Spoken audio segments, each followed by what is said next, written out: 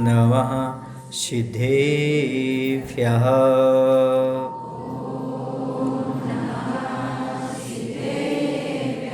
ॐ नमः सिद्धेभ्यः।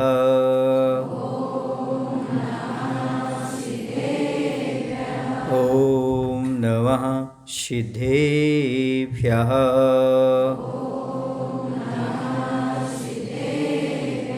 धर्मः सर्वे सुखाकरो हितकरो धर्मं बुधां शिन्वते धर्मे नैव समाप्यते सुखं धर्माय तस्मै नमः धर्माय तस्मै नमः। बोलिए अहिंसा परमो धर्म की। देवादिदेव श्री महावीर भगवान की। आचार्य गुरुदेव भगवान श्री विद्यासागर जी महाराज जी की। आचार्य समय सागर जी महाराज जी की।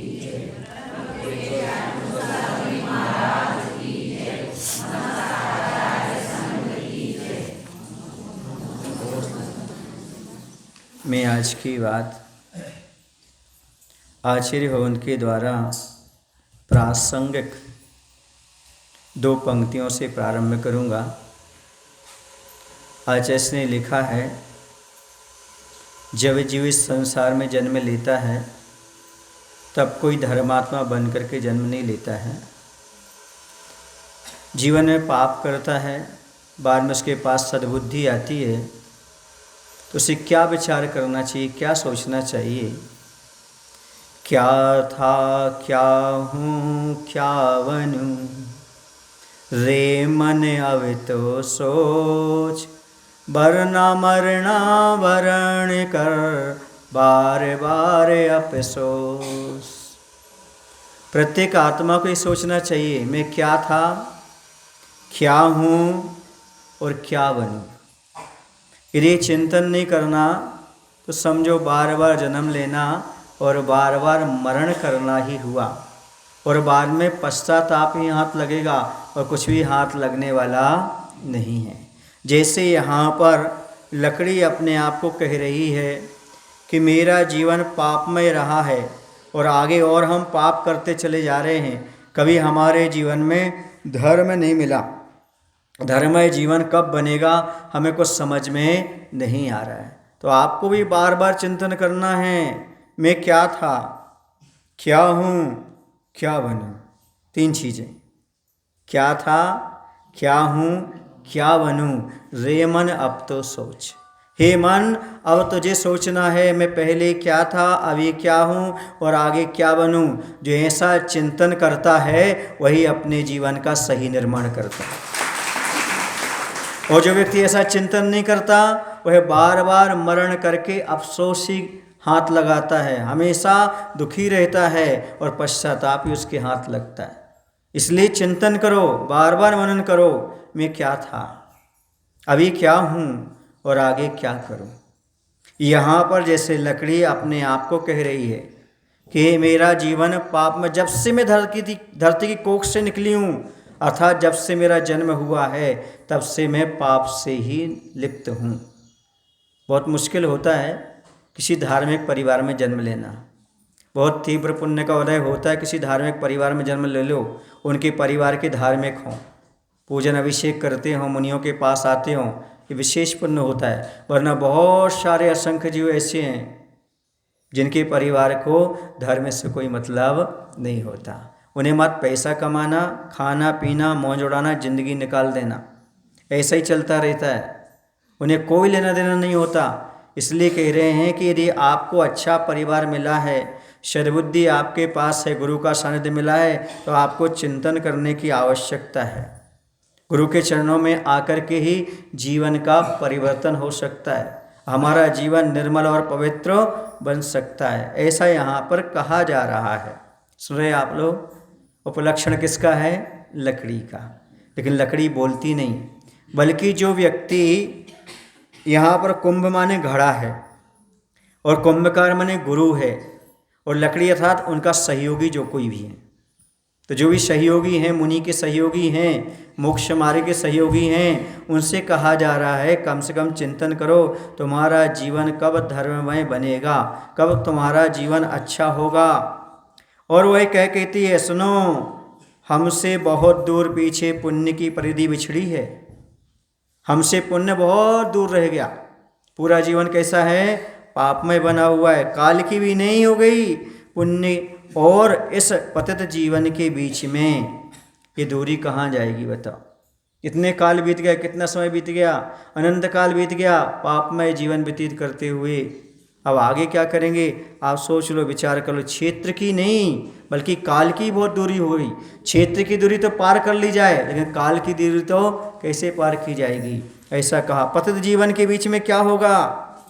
कभी कभी हम बनाई जाती कड़ी से और कड़ी छड़ी अपराधियों को पिटाई के लिए प्रायः अपराधी जन बच जाते, निरपराध ही पिट जाते और उन्हें पीटते पीटते टूटती हम। इसे हम गणतंत्र कैसे कहें, यह तो शुद्ध धन तंत्र है, मनमाना तंत्र है। इस अनर्थ का फल रस हमें भी मिलता है चखने को, और यह जो हमें निमित्त बनाकर निरपराध कुंभ को जलाने की साध चली है, एक और हत्या की कड़ी जुड़ी जा रही है इस जीवन में। देखिएगा यहाँ पर वह लकड़ी कह रहे हैं कि स्वभाव से हम वैसे कड़े हैं। कैसे हैं, कड़क हैं। कभी कभी अपराधियों को पीटने के काम आते हैं। नियम है, जो धर्म विहीन व्यक्ति होता है वह स्वभाव से ही कड़क होता है, उसके अंदर दया का भाव नहीं होता, क्योंकि जो धर्मात्मा होता है वही दया का पालन कर सकता है, उसी के अंदर दया के भाव उत्पन्न हो सकते हैं। इसी स्वभाव से ही कुछ लोग कैसे होते हैं, निर्दयी होते हैं, कड़क स्वभाव के होते हैं, दूसरे का अनर्थ करने का भाव करते हैं, क्योंकि वो कभी धर्म से जुड़े नहीं होते। समझ गए। जैसे कोई जब तक भीगेगा नहीं, गीला नहीं होगा, मिट्टी भी मान लो जब तक गीली नहीं होगी उसमें कितना ही बीज डाल दो आप, अंकुर पैदा होने वाले नहीं हैं। ऐसे जब तक कोई धर्म से भीगता नहीं, समझ रहे ना, तब तक वह कभी भी उसके अंदर करुणा के दया के कोई भी अंकुर फूटने वाले नहीं हैं। वह बिल्कुल कठोर हृदय हो जाता है, वह किसी की कीमत नहीं करता, माँ बाप की भी नहीं करता है, गुरु की भी नहीं करता है, और यह सद्गुणों से तो बिल्कुल खाली हो जाता है। इसलिए यहाँ पर कहा जा रहा है। और क्या हमें और एक खेद है, ये तो खेद क्या है, कभी कभी हमारे लिए पीटने का काम और करना पड़ता है, क्योंकि कड़क होती तो दूसरे को पीटने में काम में आते हैं। और इसके साथ साथ क्या है, निरपराधी तो बच जाते हैं, और निरपराधी तो पिट जाते हैं और अपराधी बच जाते हैं। होता कि नहीं होता बोलो। कानून के नज़रों में कभी कभी सबूत चाहिए पड़ते हैं, और जो बेचारा निरपराध होता है उसको सबूत नहीं मिलते हैं, और जो अपराधी होता है उसको सबूत मिल जाते, वो छूट जाता है और ये अंदर पिटता है। ऐसे पीटने पर हमारे लिए बड़ा दुख होता है। वो कह रही है कौन, लकड़ी। ऐसी व्यवस्था को, सत्ता को हम सही प्रजातंत्र या प्रजा के हितकारी कैसे कहें। यह तो साफ साफ धन की शक्ति का दुरुपयोग है अथवा मनमाना है। ये लकड़ी की पीड़ा है। वो क्या कह रही है, कभी कभी हमें ऐसे व्यक्तियों को पीटना पड़ता है जिन व्यक्तियों का कोई अपराध नहीं होता। क्या करें, यहाँ पर तो धन का दुरुपयोग है। जिसके पास धन है वह जेल से छूट जाता है, जो गरीब आदमी है वो जेल में जा कर के पिसता है, चक्की पीसता है और दुख उठाता है। क्योंकि यहाँ पर सत्यमेव जयते नहीं चलता, धनमेव जयते। क्या चलता है, धनमेव जयते। ये संसार की दशा है। संसार मार्ग में धनमेव जयते चलता है और मोक्ष मार्ग में सत्यमेव जयते चलता है। जहाँ पर आपको धन है, कितना भी अत्याचार करो, आप पैसा फेंको, आप बच जाओगे। लेकिन याद रखो, यहाँ से तो बच गए, कानून से बच गए, संसार से बच गए, लेकिन कर्म से नहीं बचोगे, वो तुम्हें नरक में तो उठाना पड़ेगा। इसलिए धर्म मार्ग पर सत्यमेव जयते ही चलता है। उसके बारे में सोचता नहीं आदमी। आज मात्र धन के बल पर सब कुछ खरीदना चाहता है, सब कुछ करना चाहता है, पर ये भूल जाता है धन के बल पर हम ये सब जीत तो जाएंगे, दूसरे साथ अत्याचार तो कर लेंगे, लेकिन आगे चल कर के जब कर्म बंधेगा तो दुर्गति का पात्र तो हमें ही बनना पड़ेगा। ये व्यक्ति बिल्कुल भूल जाता है और मनमानी करता रहता है। हमारे पास सब कुछ है, हम जो चाहें वो खरीद सकते हैं, हमारे पास राजनीतिक सपोर्ट है, ऐसा आदि बोल करके व्यक्ति सामने वाले के साथ अन्याय भी करता चला जाता है, पर ये भूल जाता है ये पैसा यहीं तक रहने वाला है, आगे जाने वाला नहीं है। बोलो ना भाई, विदेश में भी तुम्हारा पैसा नहीं चलेगा, आपको कन्वर्ट कराना पड़ेगा तब जाएगा। जब ये आपका पैसा कुछ ही किलोमीटर दूर जाने पर बदलना पड़ता है, काम नहीं आता, विदेश में दूसरी मुद्रा चलती है, तो सोचो परलोक में आपके पैसा काम नहीं आएगा, पुण्य में परिवर्तित करोगे, वही मुद्रा आपको काम में आने वाली है। इसलिए अभी अपने पैसे को परिवर्तित कर दो, दान करके किसमें बदल दो, पुण्य में, वही मुद्रा वहाँ काम में आएगी। आप सोचो ये पैसा परलोक में काम में आ जाए तो नहीं आएगा। पैसा को परलोक में काम लाने के लिए क्या उपयोग करें, क्या प्रयोग करें, क्या हम उपाय करें? तो सबसे अच्छा उपाय है पैसे को परलोक में लाने का। जैसे अपनी मुद्रा को विदेश में चलाने का क्या उपाय है, उसे कन्वर्ट कर दो वहाँ की मुद्रा में। इसी प्रकार से अपने पैसे को दान करके पुण्य में बदल दो, यह पुण्य की मुद्रा परलोक में भी आपके साथ जाएगी। इसके अलावा कोई रास्ता नहीं है पैसे को परलोक में लाने का, ले जाने का। यही तरीका है, आप उसे पुण्य की मुद्रा में बदलने का प्रयास करो। यदि आप अमेरिका जाएंगे तो क्या करेंगे, आप पैसे को क्या बनाएंगे, डॉलर बनाएंगे ना, तब आपका काम चलेगा। ऐसे ही आप यहाँ पर क्या करो, पैसे को क्या बनाओ, पुण्य का डॉलर बनाओ, जब जा करके स्वर्ग में काम में आएगा, उसके बिना नहीं आने वाला। इस बात को समझो। लेकिन इस संसारी प्राणी भूल जाता है, उसे वर्तमान दिखाई देता है, वह भविष्य की चिंता नहीं करता, लोक और परलोक पर विश्वास नहीं रखता। लोक और परलोक पर वही विश्वास रखता है जो थोड़ा सा धर्म पर श्रद्धा रखता है या विवेकी जीव होता है। वह समझता है भैया अभी नहीं, आगे भी कुछ करना है, सुन रहे ना, खुदा के पास जाना है। एक भजन वो गाना गाते ना आप लोग, झूठ मत बोल सजन, खुदा के पास जाना है। झूठ मत बोलो, एक न दिन कहाँ जाना है अपन को, खुदा के पास, मतलब परलोक में जाना है। कुछ ना कुछ कर्म हमारे लिए ऐसे करना है जो परलोक में जाकर के आपके काम में आ सकें।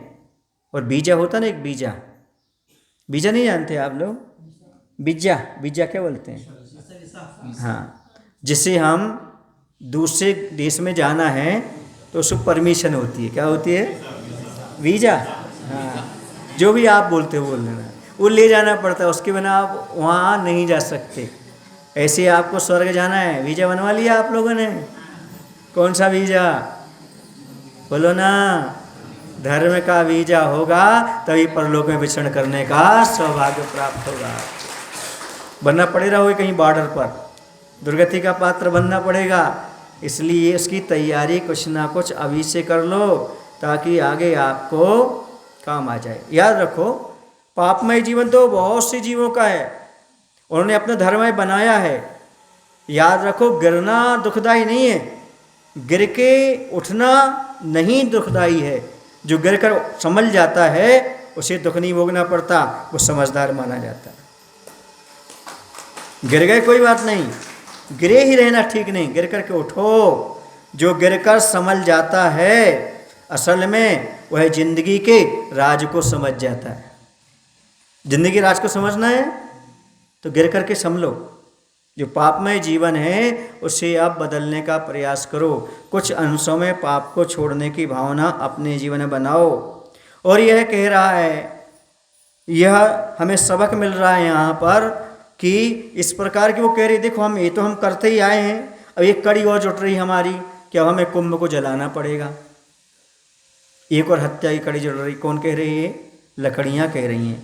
जब कड़वी घूंटरी नहीं जाती, कंठ तक भर आई है पीड़ा, अब भीतर अवकाश ही नहीं है, चाहे विष की घूंट हो या पीयूष की, कुछ समय तक पीयूष का प्रभाव पड़ना भी नहीं है इस जीवन पर, जो विषाक्त माहौल में रहता हुआ विष का बन गया है। आशातीत विलंब के कारण अन्याय न्याय सा नहीं, न्याय अन्याय सा लगता ही है, और यही हुआ इस युग में इसके साथ। एक तो बहुत बड़ी बात कह दी कि हमारे लिए जीवन में कभी ना कभी कर्म का फल भोगना पड़ेगा। जो व्यक्ति साधु संगति में आता है उसे ये तो ज्ञान हो जाता है, आज हम जो कर्म कर रहे हैं आगे इसका फल हमें प्राप्त करना पड़ेगा। अच्छा कर रहे तो अच्छा, बुरा कर रहे तो बुरा। अच्छे काम का अच्छा नतीजा, बुरे काम का बुरा नतीजा। काय काकू हाउ भतीजा। वो मिलेगा, आज नहीं तो कल आपको मिलेगा। अच्छा करोगे अच्छा मिलेगा, बुरा करोगे बुरा मिलेगा। और आज बताएं आपको, इस कलयुग की एक बलहारी है। इस कलयुग को बहुत दुखमय माना गया। अच्छे आदमी अच्छा काम करते हैं, उसका अच्छा हो या ना हो, सुने आप लोग की नहीं। बुरा आदमी जो बुरा करता ना, सुने ना आप, बुरे आदमी के लिए बुरा फल मिले या ना मिले, पर अच्छों के साथ बुरा जरूर होता है। बोलो ना भाई, ये कलयुग है। जो घटनाएं कभी नहीं घटी, वो घटनाएं कहाँ घटती हैं? कलयुग में घटती हैं। इसलिए कहीं प्रसंग मिलता है वर्तमान युग में, कोई महान पुरुष होते हैं और वो क्या करते हैं, जहाँ जहाँ विचरण करते हैं वहाँ वहाँ उनके लिए कुछ ना कुछ कन्याएं मिलती जाती हैं, उनके साथ वो शादी करते जाते हैं। तो उनको छोड़ करके आगे बढ़ते हैं, या छोड़ करके आगे बढ़ते हैं तो वह जो पत्नी बन चुकी थी वो कहती है, यदि आप लौट कर नहीं आए तो हम क्या करेंगे? तो जवाब देते हैं, यदि हम लौट करके नहीं आए तो हमारा जन्म पंचम काल में हो। जैसे आप कहते ना, हमने ऐसा नहीं किया तो हम मर के नरक जाएं। उस समय पंचम काल को नरक से भी ज़्यादा बुरा माना जाता था। समझ गए ना? आप कौन से युग में हो भी? इसी पंचम काल को समझ गए ना? चतुर्थ काल में क्या माना जाता था? मरण करके यदि मैं जाऊँ तो कहाँ जन्म हो मेरा? जैसे आप कहते यदि मरण करके जाऊँ तो कहाँ दुर्गति में जाऊँ, यदि मैं ऐसा ना कर पाया तो। मतलब इतना निकृष्ट काल है ये अभी जो चल रहा ना, दुखमा काल। ऐसा ही है। अनहोनी घटनाएं जो कभी आपने सुनी नहीं होंगी इतिहास में, वो घटनाएं आपको सुनने पढ़ने देखने को मिलेगी। समझ आ रहा है ना? ये है क्योंकि यहाँ पर हमने देखा है प्राय करके वो ही जीव जन्म लेते हैं जो ज़्यादा पुण्यशाली नहीं होते पंचम काल में। समझ गए ना? कहीं ना कहीं पाप का उदय है। इसलिए अच्छा करते हुए बुरा मिलता है। बुरे आदमी को बुरा मिले ना मिले क्योंकि कालांतर में फल मिलेगा, पर हमने पहले बुरा किया है तो हम अभी अच्छा भी करेंगे तो अभी हमें बुराई ही प्राप्त होगी। तुम बर्फ जैसे और सोने जैसे शुद्ध भी हो जाओगे तो अभी लोग आलोचना करने से पीछे नहीं हटेंगे। इसी का नाम क्या है? पंचम काल। एक कली काल की बलहारी है। यहाँ पर सब मनमानी चलती रहती है। और वह ये भी कह रहा है, लकड़ा कह रहा है यहाँ पर, अब जो हमें साधन बनाकर कुंभ को जलाने की योजना बनी है, इससे इस जीवन में हत्या की एक कड़ी और जुड़ी जा रही है। पाप रूप विष से भरे हुए इस जीवन में कंठ तक पीड़ा भर आई है। विष हो या अमृत, कुछ भी अब भीतर जाने वाला नहीं है, अंदर प्रवेश करने वाला नहीं है, क्योंकि स्थान ही नहीं बचा।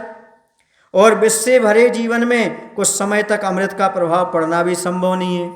यदि पूरा का पूरा समुद्र जहर से भरा हो और 2-4 बूंद अमृत की डाल दो तो क्या होगा? कोई असर पड़ने वाला नहीं है। ऐसी स्थिति यहाँ पर हो गई। और कह रहे आशातीत विलंब के कारण अन्याय न्याय सा लगता है। और कभी कभी क्या होता है भैया, बहुत समय बीत जाता है तो कभी कभी निर्दोषता के निर्णय हेतु अदालत की शरण ली जाए और ठीक समय पर निर्णय हो जाए, उचित बात समझ में आ जाए तो ठीक है, अन्यथा उम्मीद से अधिक देरी होने पर सही निर्णय न्याय भी अन्याय सा लगने लगता है।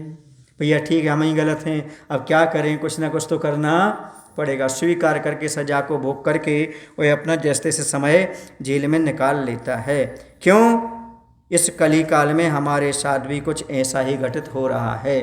एक कली काल मतलब कलयुग, वर्तमान का काल ऐसा ही है, स्वीकार करना पड़ता है।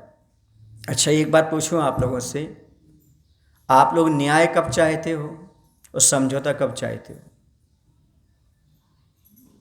मान लो कोर्ट कचहरी में आपका केस पड़ा हो तो आप न्याय कब मांगेंगे और समझौता कब चाहेंगे?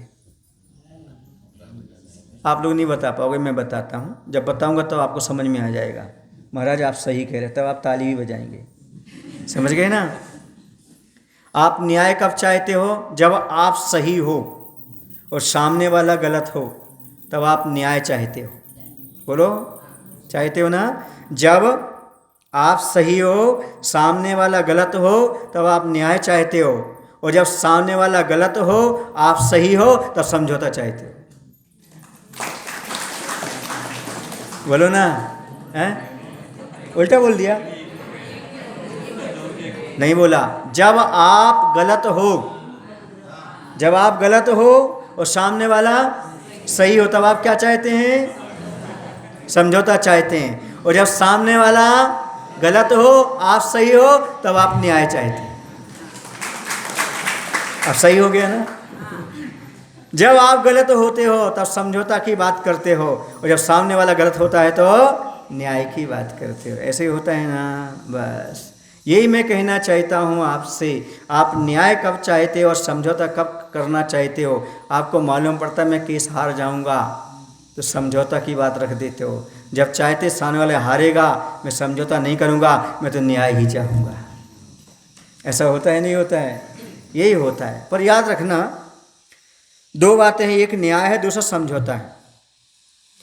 समझौते में अलग घटना घटती है, न्याय में अलग होती है। न्याय में क्या होता है? एक व्यक्ति खुश होता है, दूसरा दुखी होता है।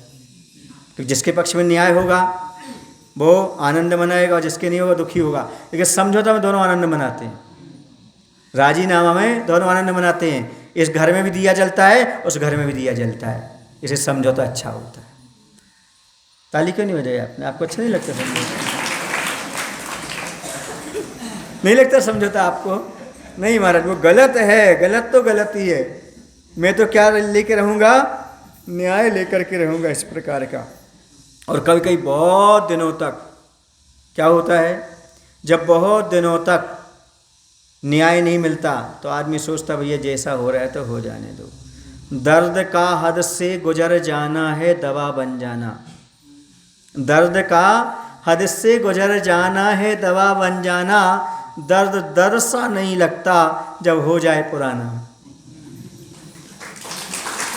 बोलो ना भाई, इन लोगों से पूछो ना, शादी का दर्द कितने वर्ष हो गए इनको? दर्द सही नहीं लगता। अब वर्षों बीत गए। क्यों दादाजी, सही है ना? दर्द है? कितना पुराना हो गया? महाराज बहुत 50 साल पुराना हो गया। अब दर्द सही नहीं लगता।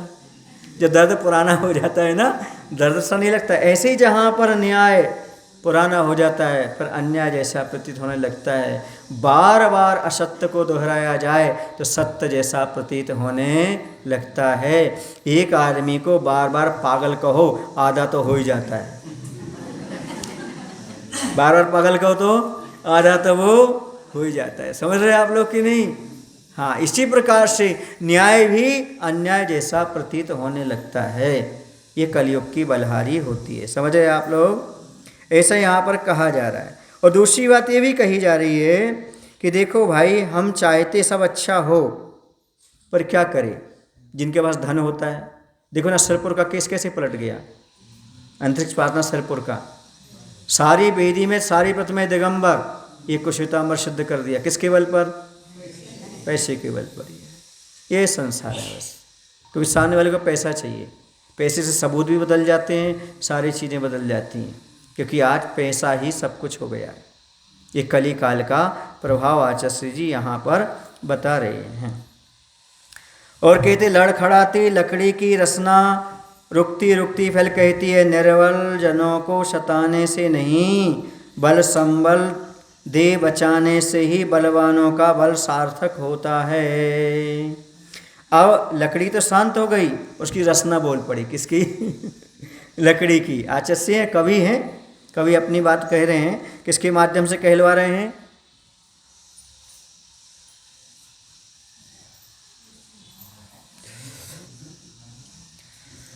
ये रचना के माध्यम से कही जा रही है। किसके माध्यम से?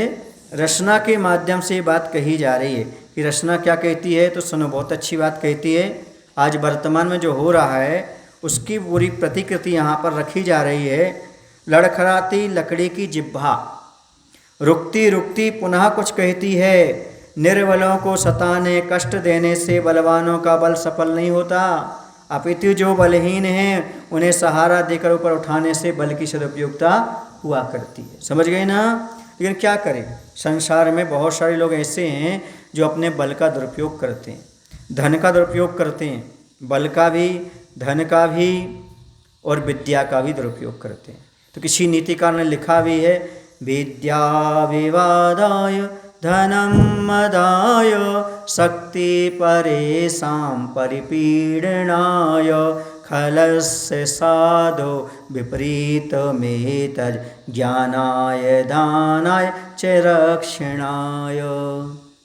क्या कहते हैं, पहले उन्होंने खल की बात कही। खल माने जो लोग धोखेबाज होते हैं, मूर्ख होते हैं, जो दूसरों का हित चाहते से दुष्ट पुरुष होते हैं, उनकी विद्या विवाद का कारण बनती है। दुष्टों के पास विद्या होती है तो विवाद का कारण होता है, यदि उनके पास धन होता है तो मद का कारण बनता है, और शक्ति होती है तो दूसरे को पीड़ा पहुंचाने वाली होती है, दूसरे को पीड़ा पहुंचाते हैं। इससे विपरीत कि साधु माने सज्जन पुरुष की होती है, यदि उसके पास विद्या है तो ज्ञान बांटने में काम में आती है, और यदि उसके पास धन है तो दान के काम आता है, और शक्ति है तो दूसरों की रक्षा के काम आती है। बस दुष्ट और सज्जन में इतना ही अंतर है। आप कौन हैं? यदि आपकी शक्ति दूसरे को परेशान करती है, पीड़ा पहुंचाती है, यदि आपका ज्ञान मद पैदा करता है, यदि आपका धन मद पैदा करता है, आपकी विद्या विवाद का कारण बनती है, तो समझो दुष्ट प्रकृति के हैं हम।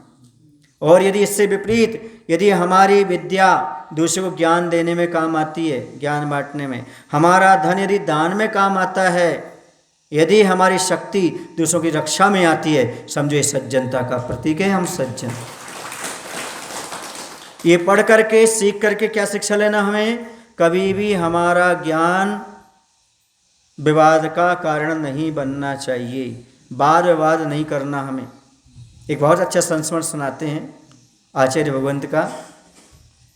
जब पहली बार आचार्य ने 19 नवंबर को 2005 में पूज्य पुष्पधन सागर जी और हमारे लिए संघ से बाहर भेजा था स्वास्थ्य लाभ के लिए, तब आचार्य जी ने हमें एक ही बात कही थी, कुंतु सागर जी समाज में जाना, वाद विवाद में नहीं पढ़ना, अनेकांत और शादबाद पढ़ाना, जीवन बहुत अच्छा रहे। बस मैंने वही सूत्र अपनाया, समाज के वाद विवाद में नहीं पढ़ता, अनेकांतवाद और शादवाद पढ़ाता हूँ। गुरु महाराज का सूत्र आनंद देता है, आनंद उपलब्ध होता है। समझ रहे ना आप लोग? ये आचार्य भगवान का कहना रहता था, कभी वाद विवाद में नहीं पढ़ना, क्योंकि हमारा ज्ञान विवाद का कारण नहीं होना चाहिए। यदि हमारे पास ज्ञान है, दूसरे को ज्ञान बांटो, दूसरों को दो, जबरदस्ती नहीं, लेना चाहें तो। समझ गए? उनको ज्ञान देने का प्रयास करो। जो तत्व तुम्हें मिला है वह तत्व सामने वाले को भी मिलेगा, वही मोक्ष मार्ग पर बढ़ सकता है, वही भी सही रास्ता चुन सकता है, आप यदि उनके लिए बताते हो। समझ गए ना? कहने का तात्पर्य है, यदि आपको दीपक मिला है तो किसी कपड़े मत जलाओ, किसी को रास्ता दिखाओ। ज्ञान का दीपक आपके पास है तो किसी को जलाओ मत, किसी को नीचे मत दिखाओ, विवाद मत करो। जो कि भोली जनता है उन्हें सही मार्ग दिखाने का प्रयास करो, उन्हें मोक्ष मार्ग पर लाने का प्रयास करो। ये आपके ज्ञान का दीपक का सदुपयोग है। आज संसारी प्राणी दुरुपयोग कर रहा है, इसलिए यहाँ पर कहा जा रहा है, यही बात यहाँ पर दी जा रही है कि बलवानों का बल सार्थक होता है संबल देने से, बचाने से, निर्बलों को परेशान करने से नहीं। क्षत्रिय किन्हें कहते हैं? जो छत्र की तरह निर्बल, दुर्बल, दीनहीन प्राणियों की रक्षा करता है, छत्र की तरह, उसे क्षत्रिय बोलते हैं। और जो राजा महाराजा हुए हैं वो क्षत्रिय वंश के हुए हैं, उन्होंने दुर्बलों को संभालने का हमेशा प्रयास किया है, छत्र बन करके उनका संरक्षण किया है। और हमारे बहुत से तीर्थंकर क्षत्रिय थे, उन्होंने छत्र बन करके सबकी रक्षा की है। तो यही है, जो सबल है उसका कर्तव्य है दुर्बल को संबल देना, ऊपर उठाना, किसी को गिराना नहीं। गिराना कोई अच्छी चीज़ नहीं होती। सुने आप लोग की नहीं?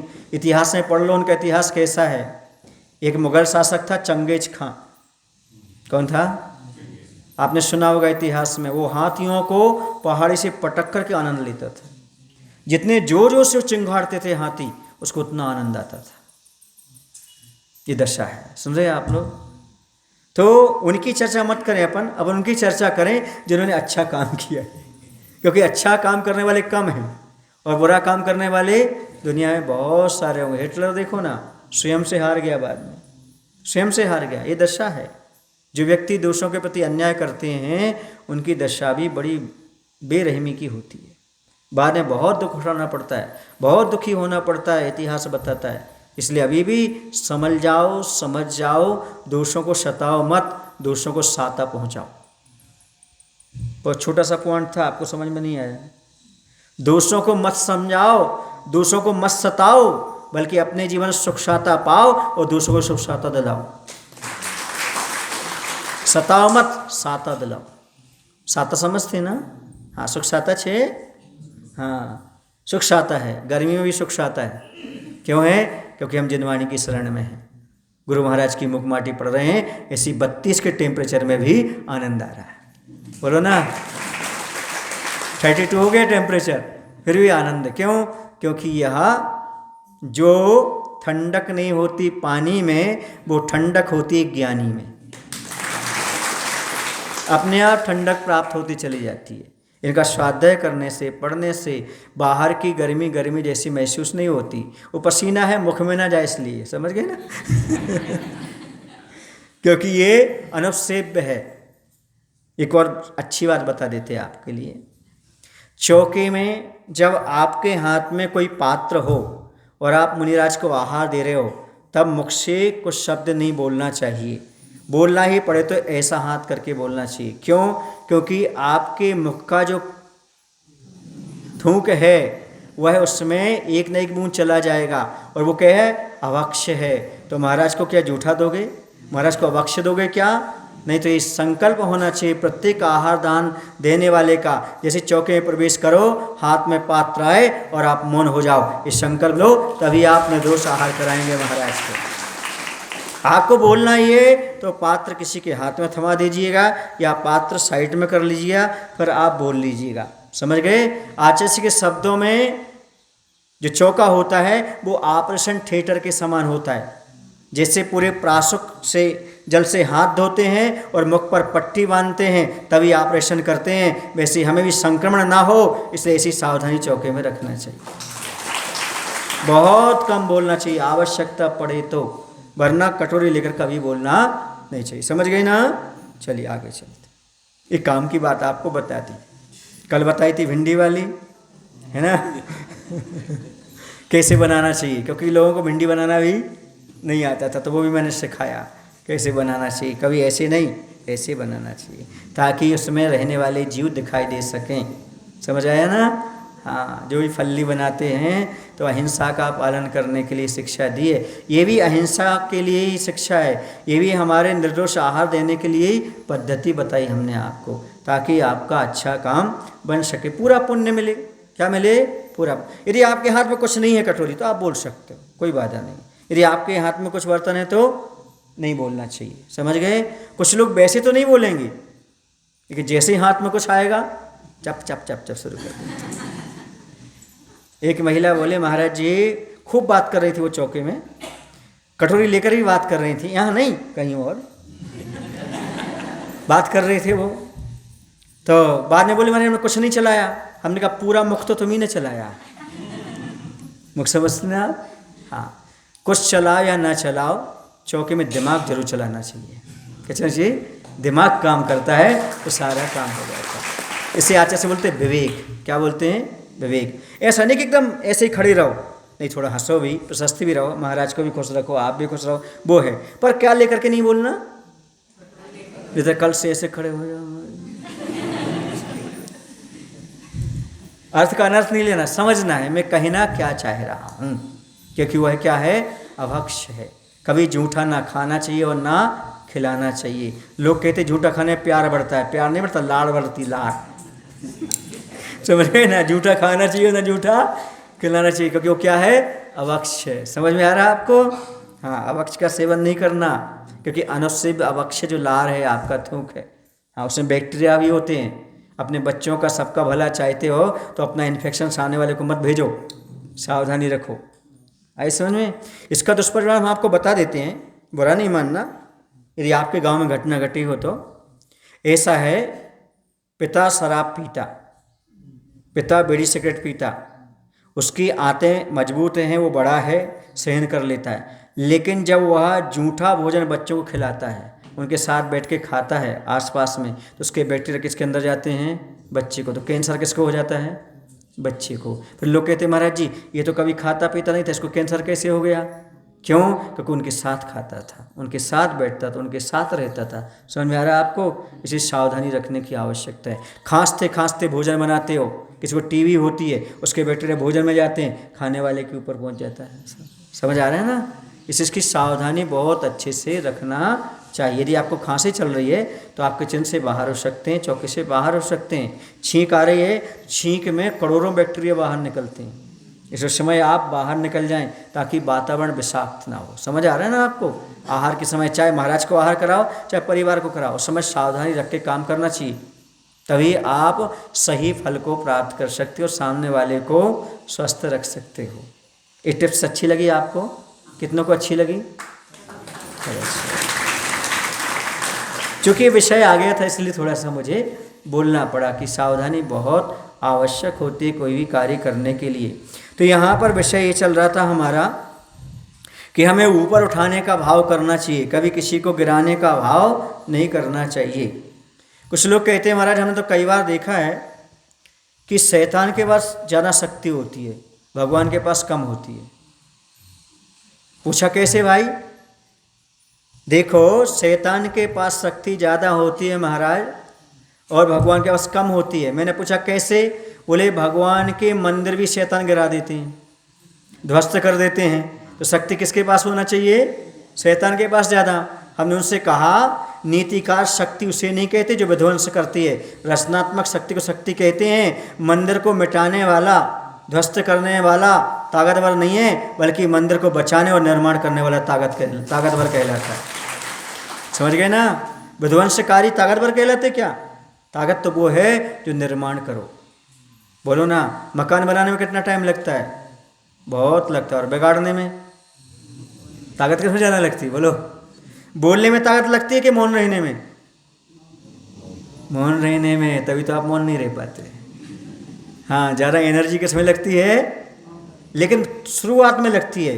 जब मौन हो जाता है तो जो बोलने से एनर्जी खर्च होती है वो सारी एनर्जी बची रहती है। समझ गए ना? बोलने से जो एनर्जी लगती है वो सब मौन में बची रहती है। बचा करके चलो, समझे? एनर्जी के लिए रात दिन एनर्जी को खर्च नहीं करना, उससे बचाओ। अभी एक सज्जन कह रहे थे महाराज जी आप लोग ऐसी गर्मी में कैसे रहते होंगे? उपवास के साथ, पारणा के साथ कैसे रहते हैं? हम लोग 10 बार पानी पीने के बाद भी, आप 48 घंटे बाद पानी पिए फिर भी आप बोल रहे हो। हमने कहा आपने एनर्जी खर्च कर ली है, महाराज अपनी एनर्जी बचा कर रखते हैं और सही समय पर निकालते हैं। एनर्जी को वेस्टेज मत जाने दो, उसका संग्रह करो, वक्त पर निकालो, तब तो महाराज हजार किलोमीटर चल जाते हैं। चलते रहते हैं, सामायिक करते रहते हैं, विहार करते रहते हैं, उपवास भी, अंतराय भी, सब, क्योंकि उन्होंने अपनी शक्ति को बचा करके रखा। जब चाहिए तब निकाल लो। और आप क्या करते हो? जितनी आती नहीं उससे ज़्यादा खर्च करते हो, फिर कैसे आपके पास बचेगी? बोलो। संग्रह करके रखो एनर्जी।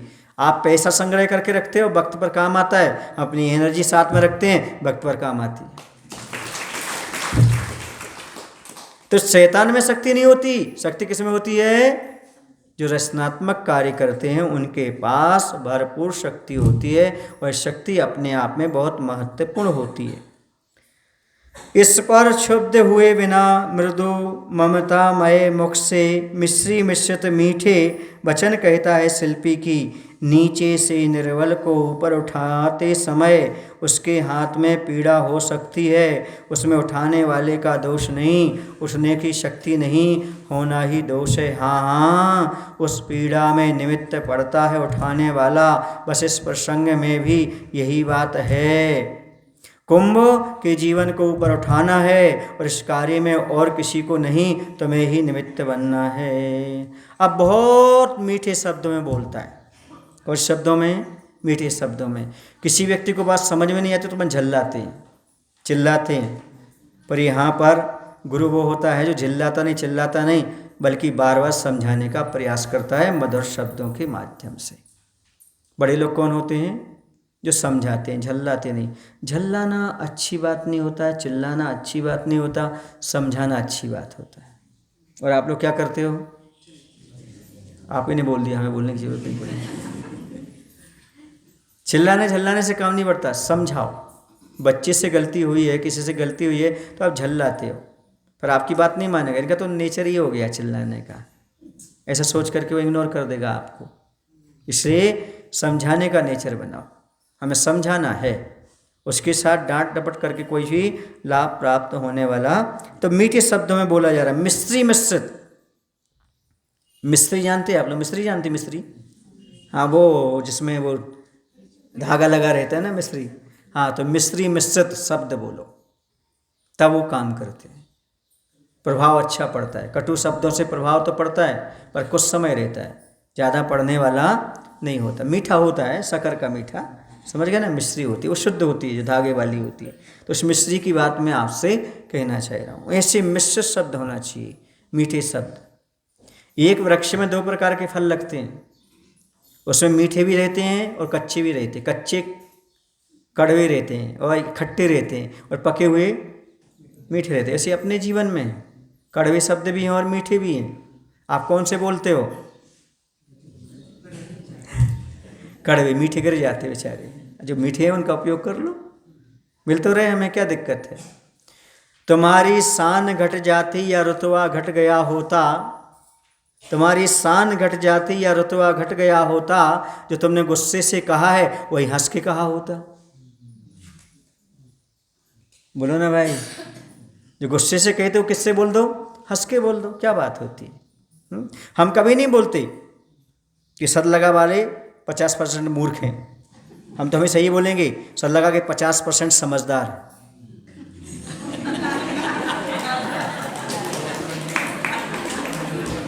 बजाओ ना ताली। हम कभी नहीं बोलेंगे, हम कभी नहीं बोलेंगे क्या कि आप 50% मूर्ख हैं। क्या बोलूँगा? आप 50% समझदार हैं, ठीक है ना? अब आप लगा लो कैसे लगाना, हम क्यों बोलें? बोलने का तरीका ही तो है। बोलने की जो लहजा होता है ना, तरीका होता है, लहजा होता है, वो अपनी लाज बचा लेता है, कहे का कह देता है और लाज की लाज बच जाती है। समझ गए ना? कभी कभी ऐसा होता है, खूब अंधेरा होता है, सामने वाला समझता नहीं, तो उससे पूछना पड़ता है, क्यों भाई, उल्लू को दिन में दिखता है? फिर लाइट जला रहता है, वो समझ जाता है। समझ गए? तरीका होता है। हाँ, जैसे अपना पेन है, अपन किसी से कुछ मांगना है नहीं, अब पेन काम भी नहीं कर रहा, तो कोई समझदार व्यक्ति के सामने ऐसा करने लगो, वो समझ जाएगा, महाराज जी पेन लाएं क्या? देख लो भैया, वो अपने आप लेकर मांगने की जरूरत नहीं पड़ेगी। है ना? समझदारी से काम लो तो सारे का सारा काम बन जाता है। अब कभी ऐसा करें तो आप नहीं ले जाना पेन, मैं तो बता रहा हूँ आपको, एग्जाम्पल दे रहा हूँ आपके सामने, किस प्रकार का काम हो जाए और अपन उस चीज़ से बच जाएं। यदि समझाना है किसी को तो प्रेम से भी समझाया जा सकता है, बताया जा सकता है। गुस्सा होने से कोई फायदा होने वाला नहीं है, क्योंकि क्रोध से काम कभी बनता हुआ नजर नहीं आता, जब भी काम होता है तो बिगड़ता ही। और यदि प्रेम हमारे पास हो तो काम बिगड़ भी रहा है तो सुधर जाता है। बोलो ना, जैसे अपने छोटे बच्चे से बोलते राजा बेटा, अरे वाह राजा बेटा, पता है कितना राजा बेटा है पर काम निकालने के लिए क्या बोलना पड़ता है? राजा बेटा बोलना पड़ता है। ऐसे ही हम आपसे बोला, हे धर्मात्मा हो, हे धर्म प्रेमी बंधु हो। क्यों? क्योंकि ताकि तुम सही रास्ते पर आ जाओ। इसलिए कभी नहीं कहूँगा कि आप 50% मूर्ख हैं, हमेशा यही कहूँगा आप 50% समझदार है ना? कितने लोग समझदार हैं? जरा हाथ ऊपर करना। महाराज जी कैसे हाथ ऊपर गए? आपने तो कह रहे 50% है। तो यहाँ पर अपने आप में बात कहने का तरीका है। बात तो कही जाए, अच्छे से कह रहे हैं, लेकिन किसी की बात काटे बिना ही आप मधुर शब्दों में उसकी बात को अच्छे से रख सकते हो। यहाँ पर यही बात कही है कि नीचे गिराने में कोई आनंद नहीं है, उठाने में। दूसरी बात ये है, जब हम किसी को ऊपर उठाते हैं, निर्बल को, यदि वो नहीं उठ पा रहा है या उसको कष्ट हो रहा है ये उठाने वाले की कोई गलती उसमें नहीं है, वो तो मात्र निमित्त है। ऊपर उठाने की भावना रखने वाले के हाथों में कमजोरी होने पर उठाते समय यदि उसे कोई कष्ट हो तो उसमें उठाने वाले का कोई दोष नहीं, क्योंकि उठाने वाला तो अपना कर्तव्य भी कर रहा है। और वर्तमान में प्रसंग में यही बात है, कुंभ के जीवन को ऊपर उठाना है, उन्नत बनाना है, और इस कार्य में तुम्हें ही सहयोगी बनना होगा और कोई बन भी नहीं सकता। लकड़ी क्या है ना, उसको कुंभों को जलाना नहीं चाह रहे, है ना, तो ये कह रहे हम तो ऊपर उठाने का काम कर रहे हैं, क्योंकि वो पकेंगी नहीं तो घड़े कैसे बनेंगे। हम उसके लिए जो कर रहे हैं, जो भी, वह बुरा नहीं कर रहे, अच्छा कर रहे हैं। जैसे गुरु महाराज हमें बार बार परीक्षा लेते हैं, बार बार कुछ कार्य सौंपते हैं, तो हमें लगता है कि वो ऐसा क्यों कर रहे हैं, नहीं, वो हमारा भला कर रहे हैं, क्योंकि गुरु कभी किसी का बुरा सोच ही नहीं सकता, वो हमेशा भले के लिए ही सारा का सारा काम करता है। अब हमारे लिए कष्ट हो रहा है तो ये हमारी कमजोरी है, सामने वाले का उसमें कोई दोष नहीं है। महाराज आपको बार बार उपदेश दे रहे हैं सही रास्ता बताने का। यदि आपको कष्ट हो रहा है उस कार्य में तो इसमें आपकी कमजोरी है, महाराज का कोई दोष नहीं है, क्योंकि उनका तो हमेशा आपको उन्नत बनाता ही भाव होता है। यहाँ पर कुंभ कौन हो गया, साधु, और लकड़ी वगैरह कौन, सहयोगी सावक। समझ रहे आप लोग कि नहीं। हाँ, यदि किसी महाराज को भले करने में, सुन रहे आप लोग कि नहीं, महाराज को कष्ट होता है तो होने दो, हम तो उनका भला करके ही रहेंगे। ऐसे महाराज सोचते हैं किसी सावक को कष्ट हो तो होने दो, हम तो उसका भला करके ही छोड़ेंगे। आप लोगों को कष्ट तो हो रहा होगा, जब से महाराज आए हैं तब से घर में रहने ही नहीं होता है, तीनों टाइम महाराज के पास आना होता है। आपको आना पड़ता है कि आप आते हैं? आते हैं। हमें तो ऐसे ही लगता आप आते हैं, क्योंकि आना पड़ता तो कभी आते कभी नहीं आते। सुने ना, जिनको आना पड़ता है वो कभी आते हैं और कभी नहीं आते, और वास्तव में जिन्हें आना है वो बिना कहे भी चले आते। समझ गए ना, समझदारों को इशारा काफ़ी होता है, सब समझ जाते हैं। तो ये सहयोगी बनना अपना में बहुत महत्वपूर्ण है। योगी और सहयोगी दो चीज़ें हमने एक बार बताई थी। योगी बनना फिर भी सरल है, सहयोगी बनना बहुत कठिन है। मुनि बन के रहना अलग है और किसी का सहयोग रह करके बनकर रहना बहुत कठिन है। सहयोग करना बहुत कठिन काम है आज के युग में, और ये काम सारा का सारा कठिन काम आचार्य भगवंत विद्यासागर जी महाराज ने किया है। स्वयं तो योगी थे, हम सभी को योगी बनाने में जो सहयोग दिया है, भूतो न भविष्यति, कोई त्रिकाल में नहीं दे सकता है ऐसा जो सहयोग उनका रहा। समझ गए। आपको भी उठाने में, हमको भी, सबको उठाने में जो उन्होंने काम किया है वो हर किसी के बस का नहीं है। पंचम काल में ऐसा कोई तीर्थंकर ही कर सकता है, वो हमारे वर्तमान के वर्धमान जैसे रहे जिन्होंने इस प्रकार का कार्य किया, और अभी भी उनका संबल जहाँ है वहाँ से प्राप्त होता जा रहा है। ये सब गुरु महाराज की महिमा है, और उन्होंने हम सबको सहयोगी बन करके कार्य किया है। हम भी अब ऐसा बनता है जैसे आप लोगों को एक काम दिया है ना, उसको पूरा करो। क्यों, हम गुरु कुछ दे नहीं सकते, उनके स्मृति में कुछ तो गुणगान कर सकते हैं। ऐसे कार्य विलंब नहीं होना चाहिए। जैसे आचार्य ने हमारा भला किया है, हम उनका भला तो कुछ नहीं कर सकते, पर उनकी स्मृति में एक गुरु मंदिर का अच्छे से निर्माण तो कर सकते। उसे विलंब मत करो, जितना विलंब करोगे उतने आपके लिए पुण्य कम लगेगा, और जितना जल्दी करोगे उतना जीवन पुण्य से आपका भरता चला जाएगा। समझ रहे, 1 महीने होने को जा रहा है इसलिए कहा है, हाँ, मीठे शब्दों में, क्योंकि प्रसंग आ गया, क्योंकि वक्त पर बोलना जरूरी रहता है। बिना वक्त के नहीं बोलते, पर वक्त ऐसा है कि बोलना पड़ता है। भले कष्ट हो आपको, पर बोलूँगा जरूर, क्योंकि काम तो करना ही करना है। क्योंकि इसमें आपको कष्ट हो रहा तो इसमें मेरा कोई दोष नहीं है, बल्कि आपकी निजी कमजोरी है। वो उस कमजोरी को दूर करो, जो कुछ भी हो और जल्दी से जल्दी उस कार्य के लिए अंजाम दो, ताकि आगे चल करके आप भी गुरु के उपकारों को कुछ तो गुणगान के रूप में प्रस्तुत कर सकें कि गुरु ने हमें ये दिया, हम गुरु की यहाँ बैठ करके मंदिर बना करके आराधना करें। ऐसा अब समय तो हो गया, बस यहाँ पर इतना सा समझ लो कि निमित्त जरूर बनते हैं, पर वह निमित्त दुखदायी नहीं होता, क्योंकि जो हमें सही रास्ते पर लाने का काम करता है। और होता ही है, जब कभी भी कोई अच्छी चीज़ को हम पाने को जाते हैं तो कष्ट होता है, बुरी चीज़ सहज साध्य मिल जाती है। बताओ, आपसे पूछना चाहता हूँ, दुनिया में गाली कहाँ सिखाई जाती है? गाली देना कहाँ सिखाया जाता है? फिर सब सीख जाती है ना। और गीत गाना, भजन गाना, हाड़ा, बोलो ना, सिखाना पड़ता है और बार बार सिखाना पड़ता है।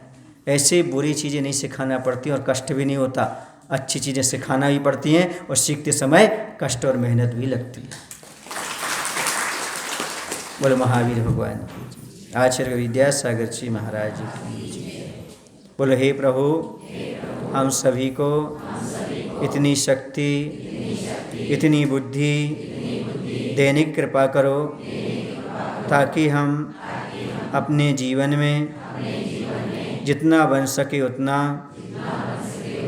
अहंकार को कम कर सके, हमारी शक्ति के अनुसार ज्ञान, धन, शक्ति आदि का सदुपयोग कर सकें।